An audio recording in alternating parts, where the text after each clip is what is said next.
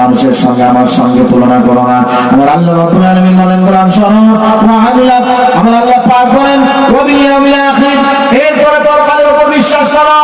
ও আমার ভাইরা, ও আমার বাবাজিরা, ও আমার মায়েরা, আজকে যদি এই মুহূর্তে আমার যদি এলান হয়ে যায়, আমার যদি সময় আমার নির্দিষ্ট মেয়াদ যদি শেষ হয়ে যায়, এই মুহূর্তে আর বউর কাছে যাওয়া হবে না, মায়ের সঙ্গে দেখা হবে না, নিজের ভাইয়ের সঙ্গে দেখা হবে না, নিজের স্ত্রীর সঙ্গে দেখা হবে না, পাড়া প্রতিবেশীর সঙ্গে দেখা হবে না।